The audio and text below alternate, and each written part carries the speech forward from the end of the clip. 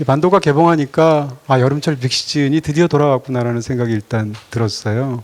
더군다나 이 영화는 지금 국제적으로도 개봉되는 영화라든지 이런 상황들이 여의치 않은 상황에서 굉장히 큰 관심을 받고 있고, 지난 주말 소식으로는 아시아 5개국에서 박스오피스 1위를 하기도 했는데, 또 지금 이 상황에서 지금 일주일 만에 200만이 든다는 것도 대단한 일이잖아요.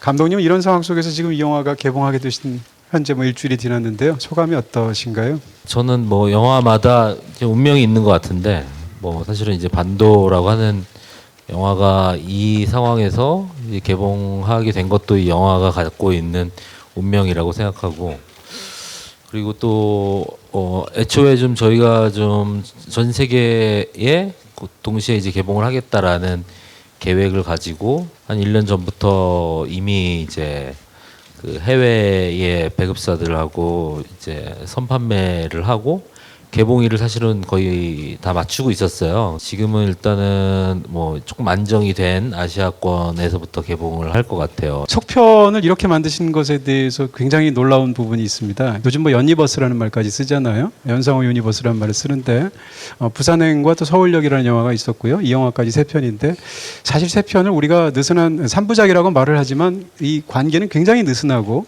주인공들도 다르고 심지어는 만든 형식까지 다르다고 생각이 듭니다. 저는 원래는 이게 부산행하고 그다음 전작이었던 서울역이 서로 이제 매체가 다르니까 애니메이션하고 극영화의 차이구나라고 생각을 했는데, 이 영화를 보면서 전혀 그렇지 않다는 생각을 하게 됐어요.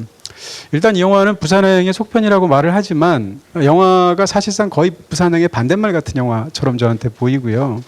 영화가 딱 처음 시작했을 때 이제 정석이 그 선박에서 액션을 볼 때만 해도 역시 우리가 좋아했던 좁은 공간 속에서 기차 안에서 싸우는 그런 좀비들 얘기구나라고 생각을 했는데, 영화를 다 보고 나니까 그 장면이 어떻게 느껴지냐면, 요거 보고 싶으셨죠? 메롱, 이런 느낌이 드는 거예요. 그 다음부터 영화가 펼쳐주는 그 모든 액션과 상황이라는 것은 부산행에서 한 번도 사용하지 않은 방법으로만 만들었습니다. 예를 들어서 부산행 같은 영화를 보게 되면 이제 기차 안에서의 장면은 사람들이나 좀비나 너무 많으니까 고밀도의 상황이란 말이에요. 근데 이 영화의 세팅은 굉장히 오히려 저밀도라서 문제가 된 경우고, 부산행에서는 공간이 아주 빠르게 움직이잖아요, 기차 자체가. 근데 여기서는 모든 것이 4년 동안 황폐하게 폐허가 된 상황이라는 거죠. 심지어는 전작과 지금이 낮과 밤으로 대비가 되어 있기도 하고, 장르도 보면 전작은 좀비 영화라고 확실히 말할 수 있지만 이 영화도 물론 좀비 영화지만 사실은 영화의 속성의 어떤 근본에는 포스트 아포칼립스 영화 같은 느낌이 훨씬 더 강합니다. 그러니까 이런 측면을 본다면 부산행으로 그렇게 엄청난 성공을 거두고 국제적으로 그런 주목을 받으셨는데, 이 다음 영화를 만드는데 부산행의 반대말 같은 영화를 속편으로 만드신 거예요. 이런 선택을 한다는 것은 저한테는 굉장히 흥미롭게 보이는데, 거기에 대한 감독님의 견해를 듣고 싶습니다. 속편이라고 하면은 뭔가 비슷한 거를 사실 해야 되는데 약간 새로운 걸 하고 싶다라는 마음이 좀 컸던 것 같아요. 뭘 하더라도 좀 새롭게 비전을 가지고 좀 하고 싶다.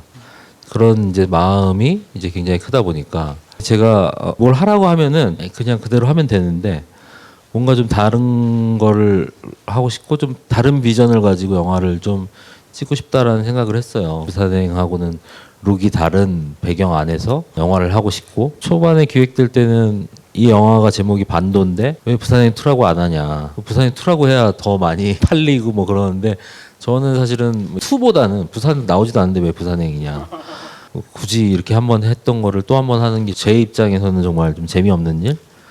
미쳤어? 거기 또 들어간다고? 최고 오프닝 스코어 신기록 잡아!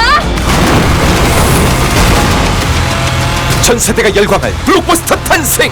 반도 절찬 상영 중.